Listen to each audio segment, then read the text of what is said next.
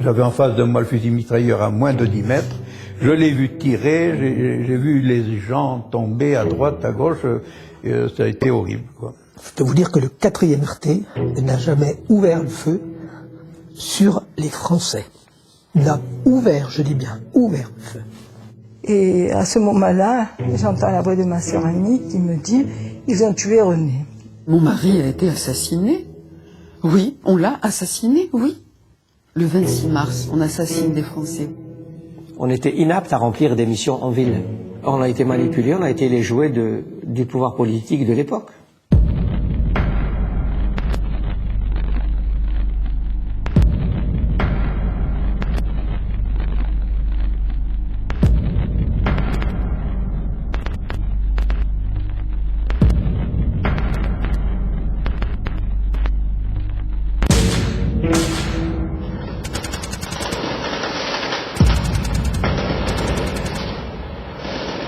Le 26 mars 1962, la rue d'Isly, à Alger, est le théâtre d'une manifestation et d'un massacre.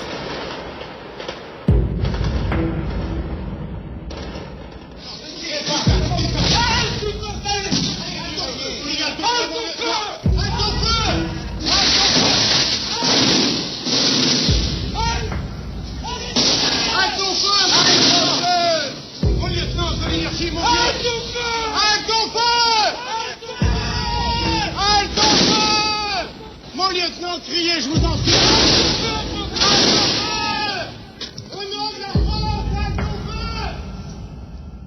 Une quarantaine de secondes d'images, de cris, qui témoignent d'un des épisodes les plus controversés de la fin de la guerre d'Algérie.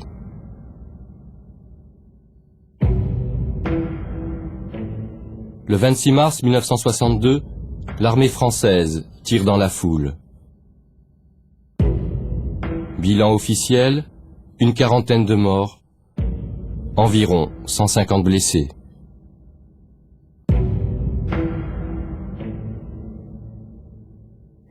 Jamais, depuis la Commune de Paris, pratiquement un siècle plus tôt, l'armée n'avait été impliquée dans une telle tuerie touchant la population française. Pudiquement baptisé fusillade de la rue d'Isly, ce drame est toujours entouré d'un mur d'indifférence, de silence. Il reste cette question. Quel engrenage a pu conduire à un tel massacre ?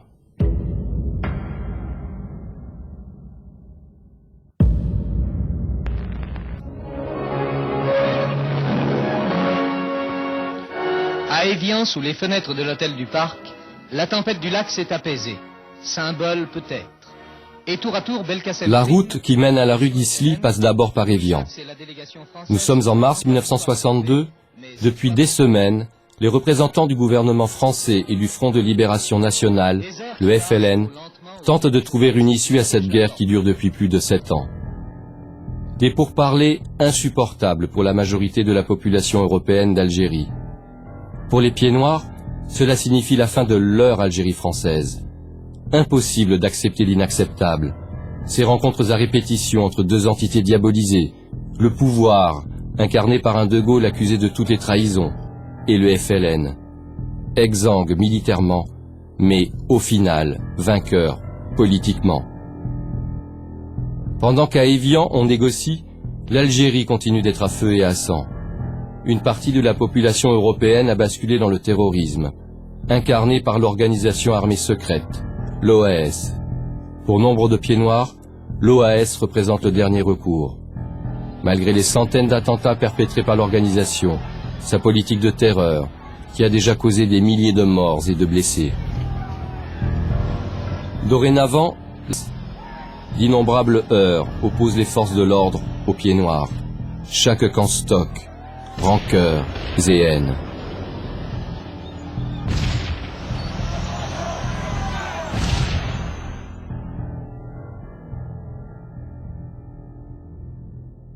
J'avais peur tout le temps. J'avais peur pour les enfants. J'avais peur pour mon mari. Vous sentiez quoi? Que l'Algérie française s'était terminée, que...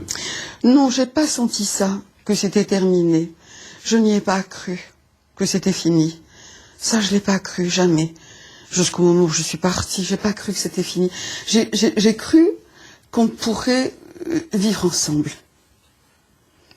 Pas comme ça se passait, mais qu'on pouvait trouver une solution, qu'il y avait une solution, qu'on allait vivre ensemble. Les gens espèrent encore, qu'il s'agisse d'Oran, d'Alger, etc. Il y a une foi qui demeure encore, mais la tension est extrême, parce que les gens voient très bien que nous sommes proches de la fin, quelle que soit cette fin.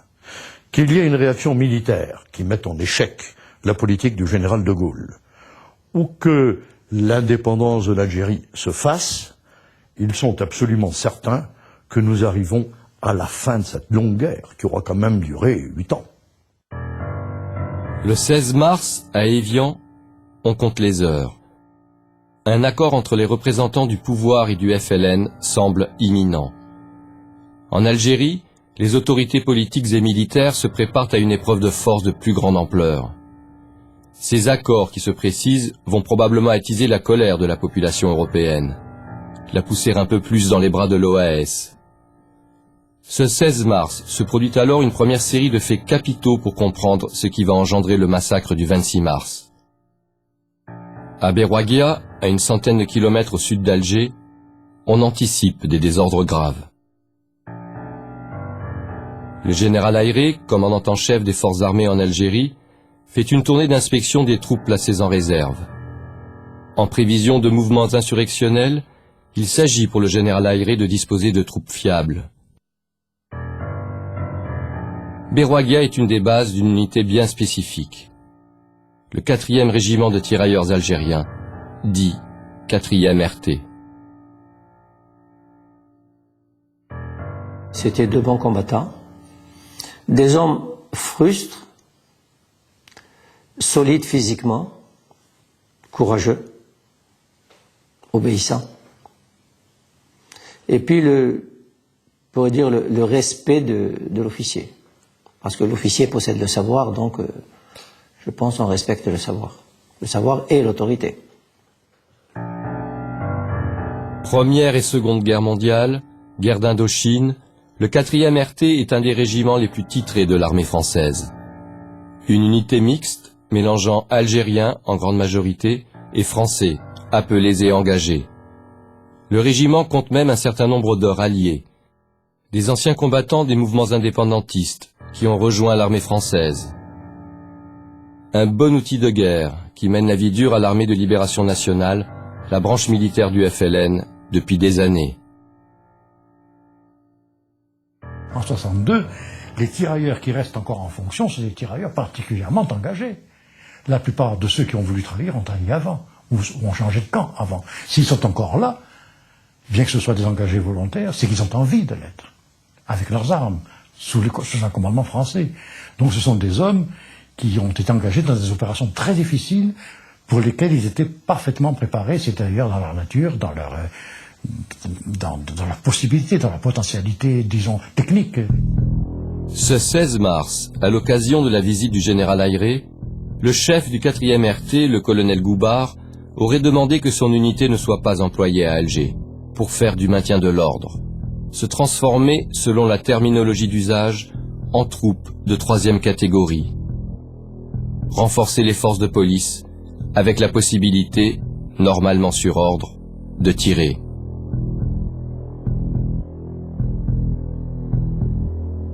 Tirer, du moins sur la population européenne d'Algérie.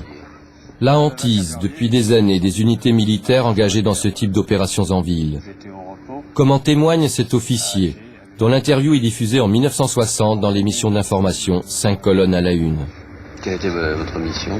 Bien, initialement, le matin, j'avais reçu mission de m'installer avec mon unité autour du PC du corps d'armée d'Alger, avec en principe la mission d'installer des bouchons face aux grandes artères venant de Bab el-Oued pour empêcher les manifestants venant de ce faubourg de se diriger vers le centre de la ville. Le matin, évidemment, nous avons été peu vexé de la façon, et surpris surtout de la façon dont ces gens ont réagi devant nos barrages. Quand on leur disait de ne pas passer, ils nous ont bousculés. Alors, les problèmes, évidemment, il y a eu la question s'est posée, est-ce qu'on sera obligé de tirer sur d'autres Français? Il y a la discipline militaire et il y a les ordres que nous aurions reçus. Il n'y avait pas de problème, en ce sens qu'il y avait un problème moral, si vous voulez, mais le jour où on nous aurait dit il faut tirer, on aurait bien été obligé d'y aller. Une véritable mise en garde. Ce que redoutait cet officier en mars 1960, c'est probablement ce que redoute encore plus en mars 1962 le chef du 4e RT, le colonel Goubard, qui fait face à d'autres problèmes, dont il aurait fait part au général Ayré. Les tirailleurs d'origine algérienne sont déstabilisés par ce qui se passe à Évian. Des désertions se font jour. Quid de l'immersion d'une telle troupe en milieu urbain, dans une situation de guerre civile, d'affrontements intercommunautaires? Comment faire face à une population européenne radicalisée? À l'issue de cet entretien, le général Ayré aurait promis de tenir compte de ses craintes. Une note spécifique aurait été envoyée. La note 905. Quelle décision a été finalement prise par le commandant en chef des forces armées en Algérie? Envoyer ou pas des éléments du 4e RT à Alger? Et comment utiliser cette unité? Le problème, c'est qu'on ne connaîtrait pas la teneur de ce message. De fait, on ne trouverait trace que de ça dans les archives de l'armée. Un bordereau d'envoi. Mais quel est le contenu de cette note? Où est-elle passée? Égarée à l'époque, toujours pas accessible aujourd'hui? Mystère. Un autre document laisse penser que finalement l'armée ne va plus hésiter à déployer des troupes dites indigènes. La note 965, émise par les services de ce même général Ayré, destinée au corps d'armée d'Oran, il s'adresse également à d'autres zones militaires, notamment Alger. Au sujet de vos forces disponibles, j'estime que vos régiments de tirailleurs peuvent maintenant être utilisés, sous réserve de ne pas être mis en contact avec la foule. Que prouve ce document? Au final, les régiments de tirailleurs peuvent donc être employés en zone urbaine, avec certaines précautions d'usage, à condition de ne pas être mis en contact avec la foule. Ce message ambigu est daté du 21 mars. Dans 5 jours, les hommes du 4e RT seront mis en contact avec la foule. Et soudain, après 12 jours de discussions serrées, la salle des délibérations se retrouve silencieuse et vide. Pendant que les hélicoptères remportent au-dessus du lac la délégation algérienne, les ministres français quittent l'hôtel. Les sourires annoncent qu'une grande heure attendue depuis plus de 7 ans va sonner. Le 18 mars 1962, les accords d'Évian sont signés. Le 19 mars marque officiellement un cessez-le-feu. Pas pour l'OAS et ceux qui la soutiennent. Pour eux, les accords d'Évian signent l'abandon de l'Algérie française. Pour ses partisans, il faut réagir, se battre, par tous les moyens.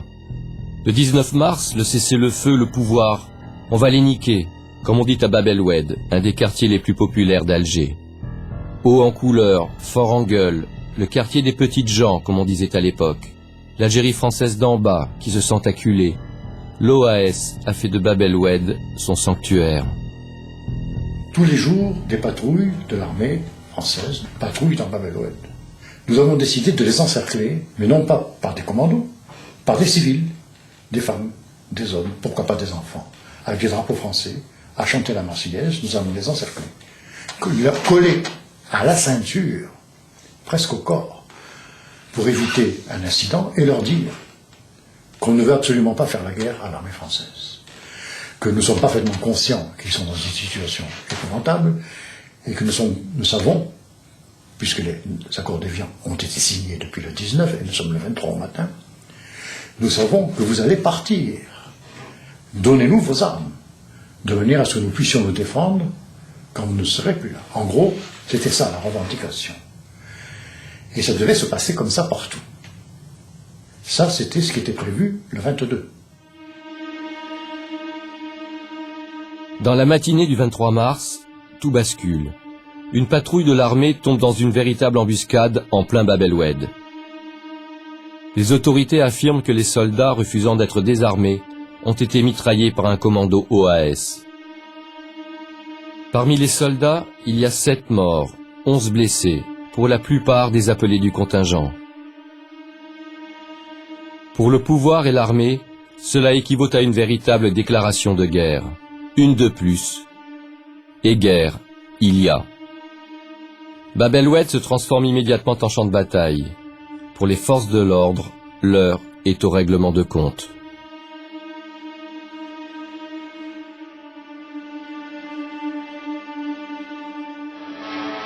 Mais Alger couvrait sous ses murs blancs un drame plus tragique encore.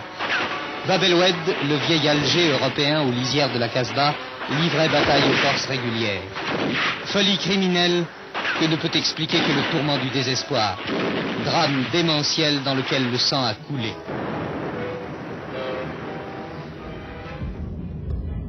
L'armée est demandée en appui des forces de l'ordre. Le 23 mars, une unité arrive en renfort à Alger, le 4e RT.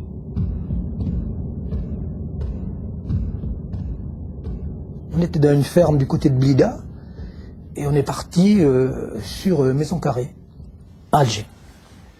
Ça vous a surpris?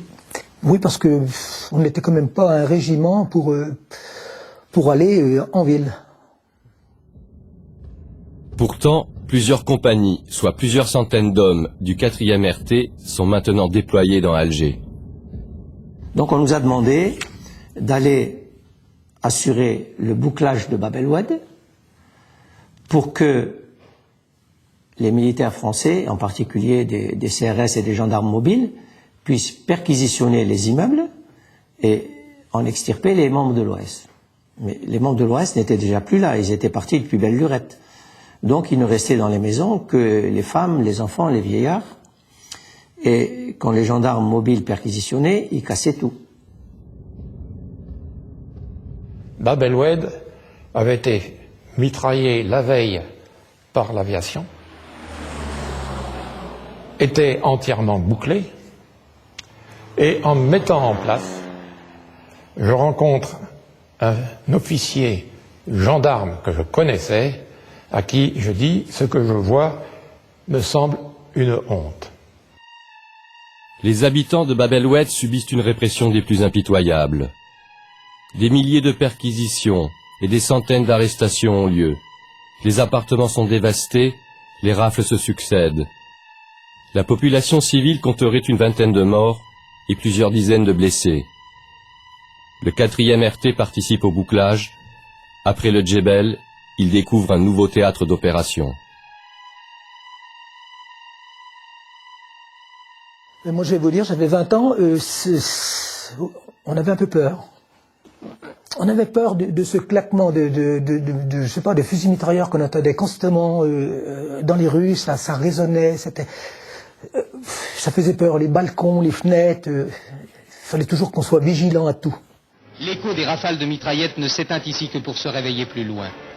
Dans ce réduit cerné, sous la menace des canons, verrons-nous s'inscrire encore d'autres drames, verrons-nous tomber d'autres morts. Dans un Alger en plein chaos, les hommes du 4e RT sont trimballés. Fourbus, peu de sommeil, déplacements incessants, tension, peur d'un ennemi invisible. Quelques jours auparavant, c'était encore le FLN. Dorénavant, c'est le partisan de l'Algérie française. Potentiellement, n'importe quel pied noir. Pour l'instant, le 4e RT n'est qu'un petit pion parmi d'autres déplacés sur un échiquier. Alger. L'enjeu de la partie, qui tient Bab el-Oued tient Alger, qui tient Alger tient l'Algérie. Et à ce jeu, l'OAS est en train de perdre. Bab el-Oued est totalement verrouillé par l'armée. Dès le 24 mars, le nouvel homme fort fraîchement nommé par le pouvoir en Algérie, le haut-commissaire Christian Fouché, exhorte déjà par voie de presse la population pied-noire à se tenir tranquille.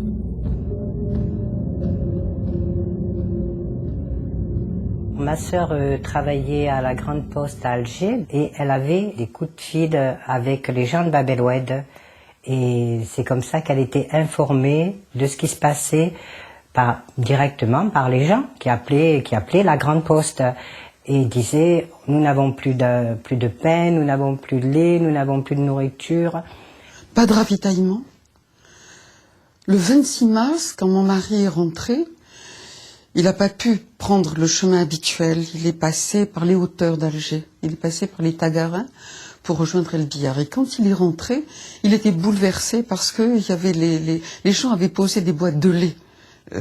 Et les soldats tiraient sur ces boîtes de lait. Et il est rentré bouleversé par cette image. Porter secours, porter des vivres, une façon d'essayer de desserrer l'étau. Les habitants des autres quartiers se mobilisent. Peine perdue. Les manifestations d'aide, de ravitaillement, y compris de médicaments, sont systématiquement repoussées. Ambulances et médecins ne peuvent pas davantage pénétrer dans Bab el-Oued. L'OAS a échoué à transformer le quartier en citadelle imprenable. C'est la population qui trinque. Alors, les autres Algérois iront libérer Bab el-Oued, par le biais d'une manifestation. Le nouveau coup risqué par certains chefs de l'OAS, dont un des responsables de la zone Alger, un certain colonel Vaudrey. L'idée qu'auraient pu avoir certains sur l'utilisation de la foule au mois de mars 1962 était, je dirais, non pas, et là vous me permettrez d'être un peu dur, non pas une idée stupide, mais une idée criminelle. Je proteste pas, je râle carrément, je manifeste ma mauvaise humeur. Je dis c'est une imprudence, c'est une imprudence, j'espère qu'il ne se passera rien, mais c'est tout ce que je peux dire. Et j'interdis, à ce moment-là, aux gens de l'OAS, j'interdis à ceux qui sont sous ma responsabilité et sous mon autorité de participer à cette manifestation, de ne pas se trouver là. Je leur ai même dit, envoyez votre famille si vous voulez, mais vous n'y participez pas. Vous êtes contre cette initiative? Vous, parce que justement vous jugez que dans ce climat, dans ce contexte-là, c'est quelque chose de dangereux, et en même temps, vous laissez partir les familles, les gens de votre famille, dans une manifestation? Par solidarité, monsieur, par solidarité, monsieur. Ça s'était passé comme ça le jour des barricades d'Alger. Ma mère, mes sœurs, mon père, mon oncle, mes cousins étaient au milieu des manifestants sur lesquels on a tiré. C'était comme ça, monsieur. C'était comme ça. L'appel à manifester est lancé sous la forme d'un tract, daté du 26 mars. Dans ce document, l'OAS multiplie mots et formules chocs. Bab el-Oued subirait un étranglement, le quartier serait victime d'une monstrueuse opération sans précédent dans l'histoire, l'organisation le pense en immense ghetto, appelle à ne pas laisser perpétrer ce qu'elle nomme un génocide. Le tout accompagné de directives. Il s'agit de gagner par les grandes artères le périmètre du bouclage de Bab el-Oued. À la face du monde, l'heure de la manifestation est fixée, à partir de 15 h, le jour même, lundi 26 mars. L'OAS joue son va-tout. Faute de moyens militaires, il reste la foule.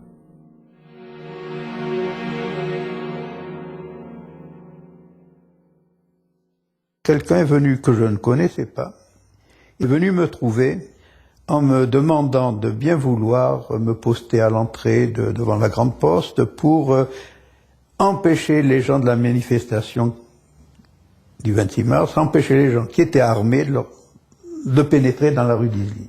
Les empêcher de passer parce que cette manifestation devait être entièrement pacifique. Le tract est distribué ou affiché, le téléphone pied noir fonctionne encore mieux. Ce 26 mars au matin, Alger s'attend à une manifestation immédiatement interdite par les autorités. Ça ne nous a jamais arrêtés, puisque quand une manifestation est toujours interdite, on y allait. Bon, vous savez, on a couru quand même avec les CRS aux fesses, il n'y a pas de problème. On a couru, on a pleuré sous les grenades lacrymogènes, donc c'était pas un souci pour nous. Le souci pour les autorités, c'est de prendre les mesures les plus efficaces pour empêcher les manifestants d'atteindre leur objectif. Bab el-Oued. Pas question de permettre une victoire des partisans de l'Algérie française, sous quelque forme que ce soit. Un dispositif d'urgence est mis au point par le général Capodano, qui commande la zone Alger-Sahel, et le général Ayré, son supérieur. Un dispositif qui présage du pire. Voici le document qui le détaille. En vert, les CRS. En bleu, les gendarmes mobiles. En rouge, les troupes dites de 3e catégorie, l'armée. Placées à des endroits clés, plateau des Glières, Grande Poste, le centre d'Alger. Et là, à un endroit stratégique, barrant les rues qui mènent directement à Bab el-Oued, qui retrouvons-nous? Les hommes du 4e RT, disposés en plusieurs barrages. L'un d'entre eux est placé rue d'Isly, la rue qui peut mener à Bab el-Oued. Le petit pion a pris sa place sur l'échiquier. Une question s'impose. Pourquoi placer cette unité quasiment en première ligne? Une mesure prise dans la précipitation? Une erreur d'appréciation, de l'inconscience? Ou une volonté délibérée? Un fait est sûr, dans la matinée du 26 mars, les militaires du 4e RT reçoivent leurs instructions. Les ordres, c'est préparer donc, faire barrage, ne laisser personne passer, coûte que coûte. En aucun cas, le barrage ne doit être forcé. Arrêter la foule par tous les moyens, y compris par le feu. C'est ce qu'on vous dit le matin. C'est ce qu'on nous dit. Ça vous surprend? Oui. Oui. Pourquoi ça vous surprend? Ça me surprend parce que les gens qui sont devant nous, je sais pas, ça me surprend d'arrêter les gens par le feu. Enfin, au moment où on vous donne les ordres, ils ne sont pas encore devant vous. Oui, mais ça me surprend quand même que vous disent par tous les moyens arrêter cette manifestation. Donc, comment? Vous êtes sûr de ça? Le matin, on vous dit... Ah, ben oui, les ordres sont les ordres. Ça vous met mal à l'aise, cet ordre? Oui, oui. Un ordre suffisamment déroutant, même dans ce climat insurrectionnel, pour miner plusieurs officiers du 4e RT. Certains sont attachés à l'Algérie française, ne comprennent pas cette guerre contre les pieds noirs. Une situation qui pousse un jeune officier, ce matin-là, à prendre cette décision. J'écrirai au colonel pour lui dire qu'il ne faut plus compter sur moi sur ce genre de mission. Pourquoi vous écrivez ça? Vous sentez qu'il y a quelque chose de mauvais qui va arriver, ou c'est juste que vous voulez plus être là? Je savais que on nous faisait faire des choses qui étaient malhonnêtes vis-à-vis de tous ceux qui avaient cru à l'Algérie française. Qu'est-ce que pressent cet officier du 4e RT? Que cette mission sent le désastre? Peut-être. Parce qu'il a déjà vécu une situation presque similaire, à Alger, à la tête d'une unité du 4e RT. Début juillet 1961, 8 mois avant la rue d'Isly. J'ai eu à faire du maintien de l'ordre auparavant contre les manifestations FLN. On s'est trouvé à la dernière minute avec un seul rang en face des manifestants, et alors que j'étais pris à partie et légèrement blessé par des coups de bâton, les tirailleurs ont tiré pour me sauver. Cette fois-ci, il n'y aurait eu, façon de parler, que quelques morts et blessés. Mais ce que nous révèle ce témoignage est capital. Nous découvrons que le 4e RT avait donc déjà donné dans le maintien de l'ordre et la répression, à Alger, et que les tirailleurs, quand il faut, n'hésitent pas à tirer, surtout quand on touche au chef. Notre enquête révèle également la présence de cette unité, toujours à Alger, en décembre 1960, sans heure majeure cette fois-ci. 1960, 1961, fin mars 1962, le 4e RT est donc à Alger pour la 3e fois. Difficile d'imaginer que cette unité n'est là que par pur hasard. Ce 26 mars 1962, en début d'après-midi, malgré l'interdiction des autorités, les manifestants convergent par milliers vers le lieu de rassemblement. Hommes, femmes, enfants, de tous les âges des milieux sociaux. Quand nous sommes arrivés au plateau des Glières, on voyait des militaires, mais bon, à Alger, il y avait toujours eu des militaires, il y avait des gardes mobiles, il y en a toujours eu, donc c'était pas quelque chose qui nous a marqué particulièrement. J'ai pas vu de chars, j'ai pas vu de tanks, j'ai pas vu de choses comme ça. Donc pour nous, c'était une manifestation de soutien sans plus. Il est environ 14h30. Plusieurs sections du 4e RT sont en place. Toutes les unités chargées du maintien de l'ordre se tiennent en contact radio permanent. Partout, il y a également contact avec la population, mais les informations sont contradictoires. Ici, on parle de civils en masse très menaçants. Là, des heurts sont signalés. Là encore, un barrage de l'armée a été tourné et noyé dans la foule, mais le compte-rendu évoque une manifestation d'ailleurs pacifique. À certains endroits, les barrages ont donc cédé ou ont semblé laisser passer des manifestants. À d'autres endroits, pas de passage possible. Une première confrontation manifestant 4e RT a lieu juste à côté de la rue d'Isly. Mais camions et barbelés empêchent tout passage. Alors, le gros de la manifestation se rassemble près de la Grande Poste, face à la rue d'Isly. Pour la bloquer, il n'y a que quelques dizaines de soldats. On se demandait ce qu'allait se passer, si vraiment... Surtout que c'était très dur, parce qu'il n'y avait pas de, si vous voulez, il n'y avait pas de barrage devant. C'était les hommes contre les hommes. On savait qu'on allait avoir contact. On a su tout de suite qu'on allait avoir contact.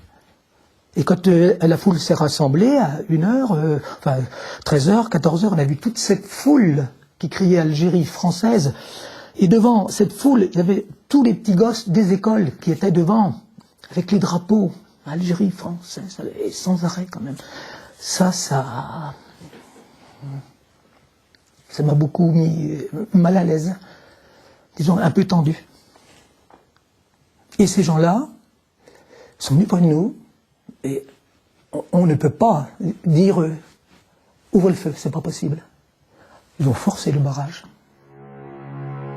Sur ces images, il y a bousculade, engueulade. Les militaires sont débordés. Pire, les manifestants passent. Pourquoi ce flottement parmi les tirailleurs? Que se passe-t-il dans la tête du jeune officier, le lieutenant Houchen, qui les commande? Pense-t-il à la mission, empêcher à tout prix les pieds noirs d'atteindre Bab el-Oued? Pense-t-il aux ordres, implacables? À ces hommes, à la fois déterminés et apeurés par cette foule? Quelle décision prendre dans une situation aussi folle? Vous êtes tous dans un état de tension, peut-être même plus, oui. État de tension maximum. Oui.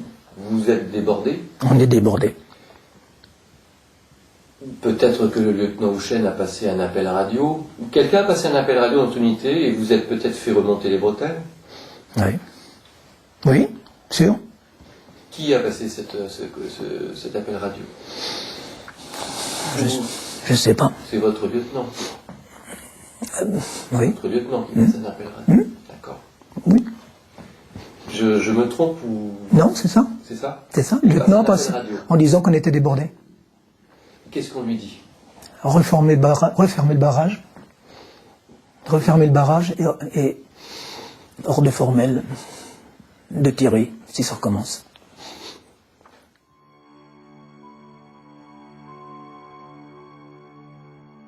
Et ils ont fermé le barrage. Ceux qui étaient passés, ou des groupes ont été séparés, ceux qui étaient déjà dans la rue d'Isly, d'autres qui étaient sur la place de la Poste et qui ne pouvaient pas franchir le barrage car ils avaient croisé leurs armes. Là, on a compris que ça devenait dangereux. On a reformé le barrage et c'était toujours pareil, c'était des insultes, des crachats, des machins, tout qui passait. Hein. Un militaire passe devant les tirailleurs, leur fait encore relever les canons des armes. Mais les soldats sont de nouveau débordés.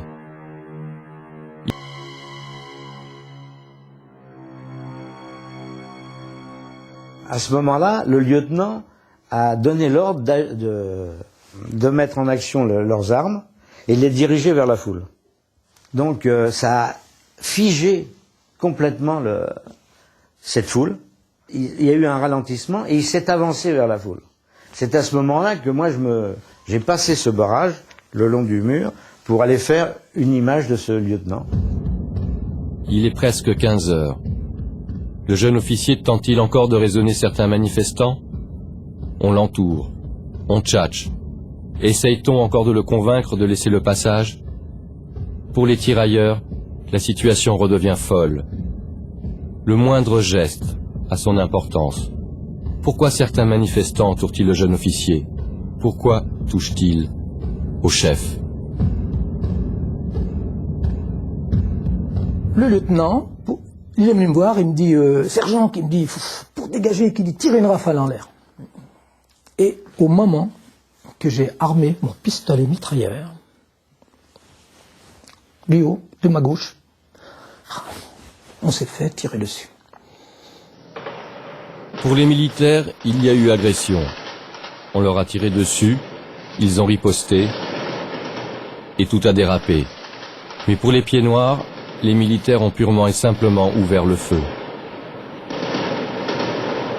J'ai vu des flammes-mèches, plusieurs flammes-mèches sortir, des flammes bleues. Et je me suis dit à ce moment-là, mais il tire. Et au moment où je disais il tire, j'entendais la résonance, j'ai entendu le bruit des balles. Et je me suis vite retourné. C'est à ce moment-là que j'ai vu mon ami tomber, entraînant une dame avec lui. Version contradictoire. La certitude, c'est qu'un véritable déluge de balles s'abat sur la foule. Ça a été la panique, les gens commençaient à crier, à courir, à se baisser, à se jeter par terre. Je fais la même chose, je me jette à plat ventre, la figure contre terre. Vous savez, c'est un réflexe humain. Vous êtes complètement à plat. Si vous pouvez passer en dessous les pavés ou le bitume, vous y allez. Hein. Et on se tient la tête et ça tire de partout et vous savez pas ce qui se passe exactement. Je lève les yeux et je vois dans le mur les balles qui s'enfoncent. Et je commençais à avoir peur. J'ai commencé à avoir peur parce que je me suis dit, je vais être touchée, parce que les balles passaient pas loin au-dessus de moi.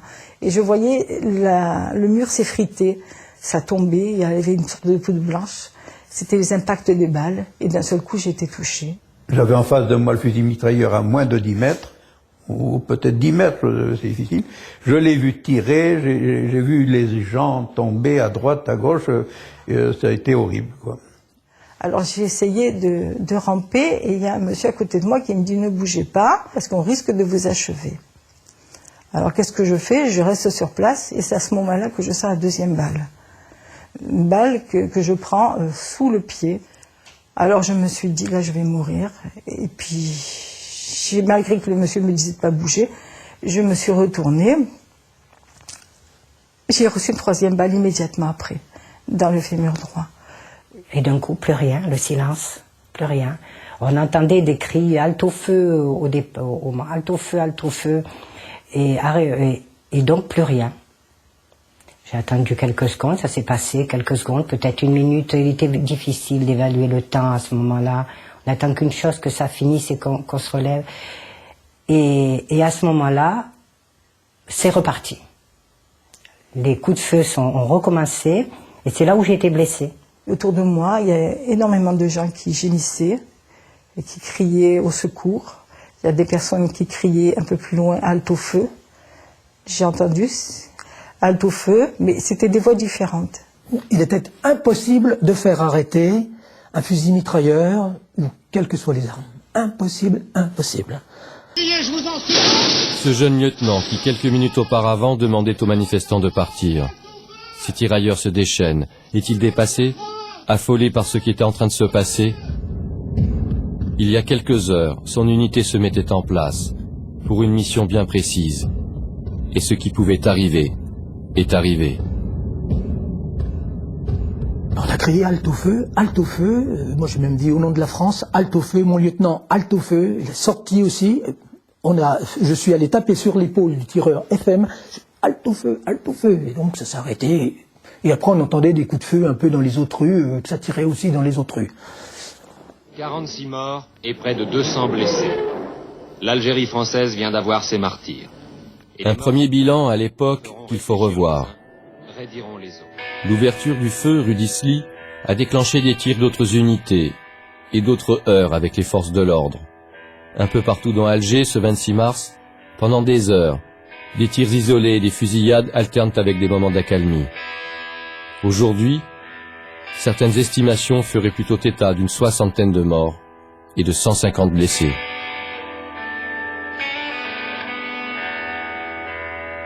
Je me suis assise et j'ai regardé autour de moi et il n'y avait que des morts, les gens ne bougeaient plus. Alors je me suis penchée vers ma sœur et je lui ai dit René, ça y est, c'est fini, tu peux te lever. Elle m'a pas répondu. Alors je l'ai secouée à nouveau, je lui ai dit écoute, si tu es blessée, je vais t'aider. Et elle m'a toujours pas répondu. Alors je l'ai pris sous les aisselles, je l'ai soulevée contre moi. Sa tête est retombée sur mon bras et elle avait les yeux grands ouverts. Elle ne répondait plus. Alors là, je me suis mis à hurler, à hurler. Et les militaires qui étaient en face de moi, sur le trottoir d'en face, ils s'étaient repliés sur le trottoir. Je leur ai crié, vous êtes tous des assassins. Je perdais énormément de sang. Je regarde mon pied et je vois dans cet état-là, c'était de la bouillie. Il n'y avait plus de forme, plus rien. Et à ce moment-là, j'entends la voix de ma sœur Annie qui me dit « Ils ont tué René ». Pendant une fraction de seconde, j'ai cru que je me prenais le ciel sur la tête.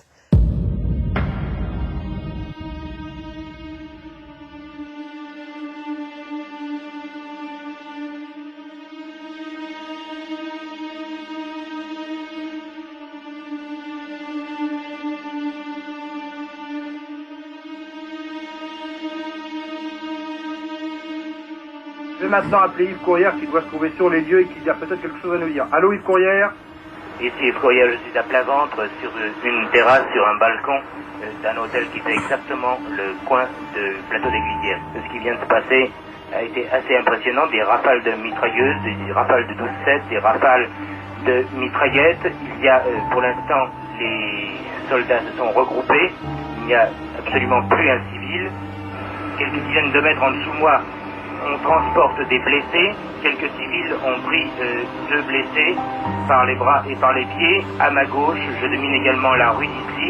Et là, il y a un homme qui baigne dans une mare de sang.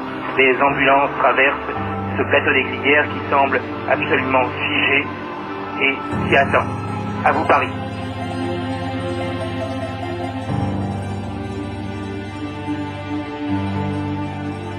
Quand on est arrivé donc à l'hôpital de Mustapha, bon, on nous a mis sur des brancards, mais il y avait un monde, du monde, une foule inquiète à la recherche d'un des leurs. Et puis quand nous étions dans cette chambre, c'est là que ma mère arrive avec mon père. Et puis maman donc ne savait pas que nous étions blessés. Elle avait appris que René était blessé. Et elle vient et elle nous dit comment vous aussi? Donc on lui dit oui, sans plus. Puis elle me dit René. J'ai pas pu lui dire. Je lui ai dit je sais pas maman, on s'est perdu dans la foule. J'ai pas pu lui dire à ma mère que ma sœur était morte.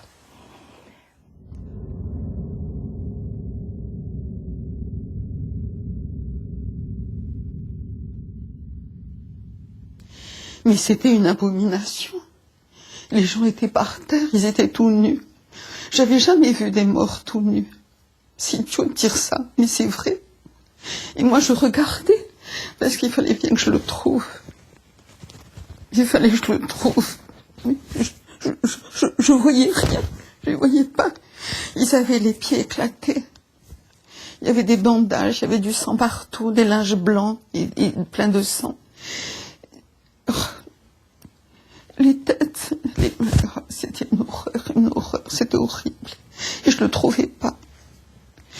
Alors je crois que c'est à ce moment-là, je me suis mise à hurler, parce que vous ne pouvez pas faire autrement. Ça sort tout seul. Vous hurlez et vous ne pouvez pas vous arrêter, je m'entendais. Et je m'entendais dire, je le trouve pas. Que quelqu'un m'a amené dans une salle où il y avait des tables. Et sur ces tables, il y avait des morts. Mais les morts étaient habillés, là, dans cette salle, J'ai traversé cette salle, je sais pas où je courais partout. Je faisais comme les gens. On se cognait, on s'attrapait, on pleurait, on tombait, les femmes tombaient par terre. Enfin, c'est vrai, mais c'était une bousculade qui a duré je sais pas combien de temps. On était fous. Tout le monde hurlait. On était devenus tous fous. C'était pas réel, c'était pas vrai. Mais qu'est-ce que je faisais là, quoi? Quand vous pouvez pas croire quelque chose, vous vous demandez ce que vous faites là. Qu'est-ce que je faisais là, avec tous ces morts tout nus et tout ensanglantés, c'était horrible. Et puis donc j'ai traversé cette salle. Et puis il y avait une autre salle plus petite. Et là, j'ai vu tout de suite que c'était lui. J'ai pas vu son visage, mais vous savez, l'homme que vous aimez, vous le reconnaissez de n'importe quelle manière. Enfin, même si vous voyez pas son visage, vous voyez sa silhouette, vous savez que c'est lui. Puis je savais que c'était lui, quoi. J'ai vu de loin. Il était habillé.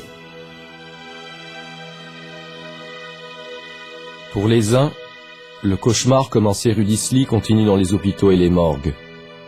Les soldats du 4e RT, eux, commencent à réaliser l'ampleur du désastre dans lequel ils ont été impliqués. On écoute à la radio, on a tous à la radio pour savoir exactement... Puis voilà quoi. En fait, vous vous réentendez à la radio. Oui. On écoute, on essaye d'écouter chacun à son poste, et on essaye d'écouter vraiment... Pourquoi vous essayez d'écouter? Savoir exactement... les réactions, les commentaires à la radio, quand des journalistes à la radio, les commentaires, les morts, les blessés, savoir. Tout le monde était en pleurs. Tout le monde était en pleurs. Hein, des tirailleurs comme des officiers. C'était pas ce qu'ils avaient souhaité. Et les sous-officiers, les officiers, les tirailleurs étaient, je peux vous assurer, abattus par ce qui s'était passé. Abattus, vous pensez, parce que, quelque part, quelque chose qui s'annonçait comme difficile a quand même beaucoup merdé, ou parce que finalement, quelque part, il a rempli la mission et on se sent pas bien? Je pense que je suis pas dans le cœur de chacun. Je peux pas répondre à cette question. Hein, je peux pas répondre à cette question. Personne ne s'est vanté d'avoir été présent ce jour-là. Ça, je peux vous l'affirmer. Voilà, ça c'est certain. Personne ne s'en est vanté. Personne n'a été fier d'avoir été là ce jour-là. On n'a jamais parlé de ça entre nous. De temps en temps, on avait un mot, une phrase qui fusait, mais c'était tabou, on n'en parlait pas. Le soir même, l'événement, c'est l'allocution télévisée du général de Gaulle. Il y est question des récents accords d'Évian, des prochaines étapes qui mènent inexorablement à une Algérie indépendante. Aucune allusion au drame du jour. Soumettons au peuple français le projet de loi du référendum.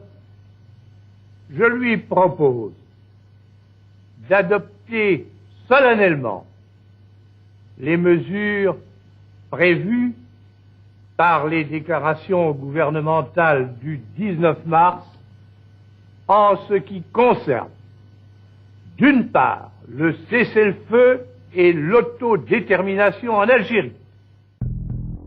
La grand-messe télévisée, les victimes de la rue d'Isly y auront droit 2 jours après le drame, servi par Christian Fouché, le nouveau haut-commissaire de France en Algérie. Comme vous, je déplore ces morts d'hier, ces victimes innocentes, elles, poussées à la mort par des assassins. Le message est clair. Les responsables de ce massacre sont désignés. L'OAS, à la population européenne d'Algérie d'en tirer les leçons. Oh, ceux qui vous guident vers la mort, qui vous guident vers le drame, pour Alger et pour vous, eux le savent. Ils savent bien qu'ils n'ont plus qu'une chose à faire pour sauver leur mise. C'est de s'appuyer sur votre sacrifice, ils se trompent. car leur partie est perdue. Elle est archi perdue. C'était un échec effroyable qui venait en quelque sorte sanctionner une marche inéluctable de l'histoire. Nous avions tout fait pour nous opposer à cette marche-là, mais là, la fusillade de la rue d'Isly a été dramatique. Voilà. Quelles que soient les responsabilités, pour les autorités politiques, le massacre du 26 mars est doublement utile. L'OAS va continuer de se déliter, tout en menant des combats d'arrière-garde, aussi sanglants que dérisoires. Et surtout, pour les Français d'Algérie, c'est l'état de choc. Le drame a un retentissement immédiat. C'est le signal de l'exode. Après les cercueils de la rue d'Isly, c'est la valise.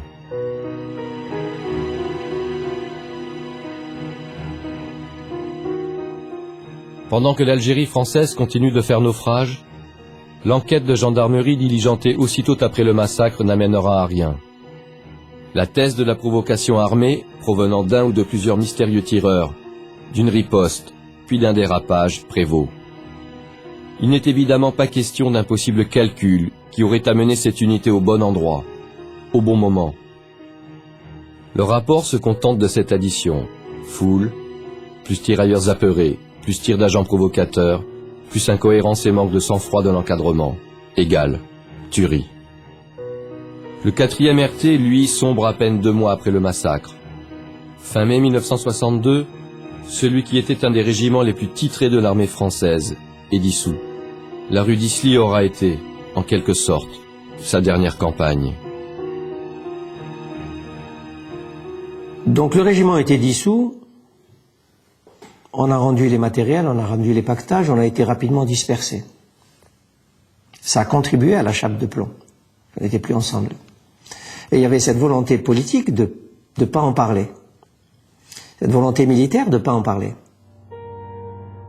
Pourtant, feu le 4e RT est replongé une dernière fois, d'une certaine façon, dans la rue d'Isly. Début 1963, à l'occasion du procès de Jean-Marie Bastien-Thierry, l'instigateur de l'attentat du Petit Clamart. Bastien-Thierry invoque la rue d'Isly comme un des événements justificateurs de sa tentative d'assassiner De Gaulle. Plusieurs anciens officiers du 4e RT sont convoqués. Pendant quelques heures, le procès de Bastien-Thierry devient celui de la rue d'Isly. Il n'en ressortira rien. Pour les officiers, le 4e RT a été victime d'agents provocateurs, tueurs de l'OAS, tueurs à la solde de police parallèle gaulliste, genre Barbouze, tout y passe. On peut toujours arpenter la rue d'Isly, ce sera en vain. La mitraille de questions, elles resteront en partie sans réponse. Faute de pouvoir interroger les responsables politiques et militaires de l'époque, aujourd'hui décédés,